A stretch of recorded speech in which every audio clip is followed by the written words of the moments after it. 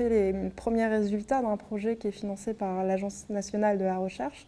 Donc ce projet s'appelle MEDSP, c'est un projet que je coordonne et qui s'intéresse au choix de spécialité et au choix de localisation des médecins. Donc on a une équipe pluridisciplinaire composée d'économistes principalement, mais aussi de médecins, de sociologues et de géographes. Alors, pourquoi s'intéresser à ce sujet ?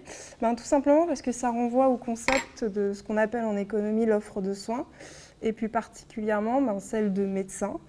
Et le problème économique sous-jacent, c'est très simple. On cherche finalement à savoir est-ce que l'offre de médecins est en adéquation avec les besoins de soins, la demande de soins sur un territoire. À l'heure actuelle, en France comme dans d'autres pays développés, les décideurs publics sont confrontés à deux problèmes majeurs. D'une part, on observe que l'attractivité des spécialités médicales n'est pas la même. Par exemple, dans notre projet, on a pu montrer que le choix de spécialité et de la chirurgie pédiatrique était 10 fois plus demandée que le nombre de postes disponibles. Et on peut voir également que pour certaines spécialités, il y a des postes qui restent vacants. Par exemple, c'est le cas pour la psychiatrie, pour la santé publique, où du coup, une partie des postes ne sont pas pourvus. Il existe un autre problème qui est celui qui est plus régulièrement pointé dans les médias, c'est ce qu'on appelle les inégalités de répartition d'offres de soins sur le territoire. Donc il existe des inégalités entre les régions, mais aussi au sein des régions. Et ces inégalités, elles peuvent générer ce qu'on appelle des déserts médicaux, avec des difficultés pour trouver un médecin traitant, des difficultés pour avoir accès à des soins non programmés, ou également des délais d'attente importants pour obtenir un rendez-vous chez un spécialiste. Donc ça soulève la question vraiment de l'adéquation de l'offre à la demande sur un territoire, mais plus largement la question de l'équité, puisque selon là où vous allez habiter, vous n'aurez pas accès aux soins de la même façon. Donc ça nous amène à la question de finalement comment réguler l'offre de soins. Et en France, les pouvoirs publics ont mis en place deux principaux outils de régulation de la démographie médicale. Donc, un premier instauré en 1971 qui fixe à l'aide de quotas le nombre d'étudiants autorisés à effectuer des études de médecine, à entrer en deuxième année de médecine. Et depuis 2000, ce numerus clausus, puisque c'est comme ça qu'on l'appelle, il est calibré en fonction des besoins de la région. Donc il existait jusqu'à 2020, maintenant on a un autre système, on parle de numerus apertus, mais jusqu'à 2020, on avait un taux de sélection en première année de médecine qui était à peu près de 20% et qui permettait donc de définir le nombre de médecins qu'on va former cette cohorte-là. Donc le deuxième outil de régulation, et c'est celui-là qui va vraiment nous intéresser dans ce projet, c'est celui qui fixe en fait le nombre de postes d'internes par région et par spécialité. Donc en 6e année de médecine, les étudiants doivent choisir une spécialité et un centre hospitalo-universitaire où ils vont faire leur internat. Donc ce nombre de postes, il est calibré en fonction des besoins de soins. Et il fait l'hypothèse implicite qu'une fois que les étudiants auront fini leurs études, ils vont s'installer dans la région où ils ont fait leur internat, ce qui correspond à peu près à 70% des étudiants formés dans une région qui vont y rester. Donc l'attribution de ces postes d'interne, comment elle se fait ? Elle se fait sur la base d'un classement national obtenu jusqu'à l'année dernière à l'aide des épreuves classantes nationales, les ECN, qui permettent donc, du coup, à l'issue de 2 jours et demi d'épreuves, de classer ces étudiants. Et la façon dont les postes seront alloués, c'est que le premier, la possibilité de choisir tous les postes qui sont disponibles, le deuxième, tous les postes moins le premier, et ainsi de suite.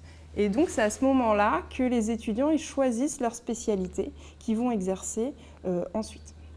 Donc, dans notre projet de recherche, on s'est intéressé, dans la première partie de ce projet, au choix de spécialité. Et on a abordé plusieurs questions. La première, finalement, c'est est-ce que les étudiants en médecine, ils obtiennent leur spécialité préférée ? Et la deuxième question, c'est est-ce qu'il existe des différences dans le choix de spécialité entre les hommes et les femmes? Donc pour répondre à ces questions, nous avons réalisé une enquête auprès d'étudiants en 6e année de médecine en 2022 et en 2023, avant qu'ils effectuent leur choix de poste d'interne. Donc cette enquête, elle a permis de recueillir des informations sur les vœux des postes d'interne, c'est-à-dire leur spécialité préférée et le CHU qu'ils souhaitaient avoir, et aussi des informations sociodémographiques et des informations sur leur parcours. Donc, grâce à l'implication des étudiants, que nous remercions ici vivement, et aussi au soutien de la Conférence des doyens de médecine et de la NEMS, on a pu avoir un très bon taux de réponse, autour de 44% des étudiants qui étaient inscrits en 6e année en 2022. Et ces données, elles ont pu être appariées avec le rang obtenu aux épreuves classantes nationales et à l'affectation finale du poste d'interne choisi par l'étudiant. Donc avec ces données, quels sont les résultats qu'on a pu mettre en lumière? Une première question, c'était est-ce que les étudiants avaient accès à leur spécialité préférée? Près de la moitié des étudiants ont accès à la spécialité préférée, c'est-à-dire celle qu'ils avaient indiquée en mars dans l'enquête. Et parmi eux, on a 55% qui la choisissent effectivement. Et 45% qui vont choisir un autre poste d'interne. Alors quand ils modifient, quand ils changent du coup de préférence, c'est-à-dire entre mars et septembre, ce que l'on voit, c'est qu'ils sont 53% à vouloir faire la même spécialité, mais dans un lieu différent par rapport à celui qu'ils ont indiqué en mars. Donc ça veut dire qu'en 6 mois, les préférences du coup, des étudiants, elles ont changé, elles ont du coup évolué pour plusieurs facteurs qu'on cherche à définir. Et donc c'est pour ça qu'on est en ce moment en train de mener une enquête qualitative pour essayer de mieux comprendre pourquoi ces préférences ont changé. À côté de ça, on a aussi ceux qui n'ont pas eu accès à leur premier vœu, du fait qu'ils avaient un rang trop faible. Et ce que l'on voit parmi eux, ils sont finalement 70% à avoir accès à au moins l'un de leurs 7 premiers vœux. Donc ils arrivent quand même relativement à faire quelque chose qu'ils ont anticipé. Au-delà de ces résultats-là et de l'adéquation entre la spécialité préférée et la spécialité choisie, du coup, un des autres résultats de ce projet, c'est la question des différences qu'il peut y avoir dans le choix de spécialité entre les hommes et les femmes. Donc, ce que l'on a pu voir, c'est qu'on a mené une étude et on a regardé parmi les meilleurs étudiants, c'est-à-dire parmi tous ceux qui avaient accès au même poste, est-ce qu'il y a des différences hommes-femmes? Et ce que l'on voit, c'est qu'il y a des différences, c'est que les femmes, elles sont plus nombreuses à choisir la médecine générale, la pédiatrie, la dermatologie, la gynécologie, la gastro-entérologie. Et par contre, les hommes, eux, ils vont être plus nombreux à choisir la chirurgie, la cardiologie, l'anesthésie-réanimation et l'ophtalmologie et la radiologie. Donc ces différences de choix de spécialité, qui sont, du coup, comme je l'ai dit, parmi ceux qui étaient les mieux classés, elles sont en partie liées notamment à des différences dans la valorisation des caractéristiques des spécialités. Par exemple, ce que l'on peut voir, c'est que les femmes, elles vont accorder une importance plus grande au fait d'avoir des contacts réguliers avec des patients, au fait de pouvoir contrôler leur nombre d'heures de travail.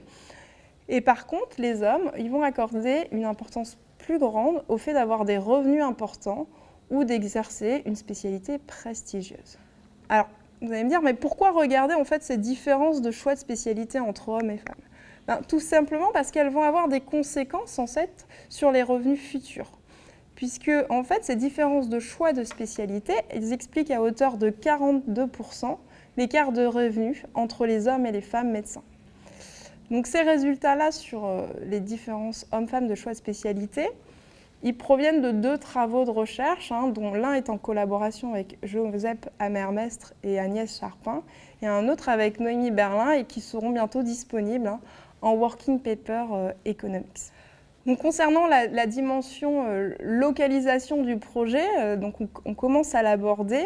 Le projet continue d'avancer et nous avons un article en cours qui montre que les étudiants qui ont grandi en zone rurale, ils vont davantage préférer eux, s'installer à la fin de leurs études dans une zone rurale ou périurbaine.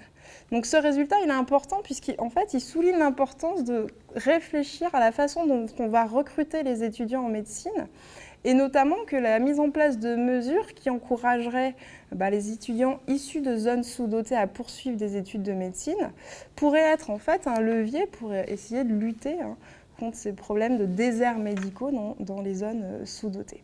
Donc pour le moment, c'est des leviers qui ne sont pas encore mobilisés alors que c'est le cas à l'étranger. Donc c'est des pistes à investiguer. Donc on a encore un certain nombre de travaux en cours sur ces questions-là. Et donc pour plus d'informations, je vous invite à aller sur le site internet du projet.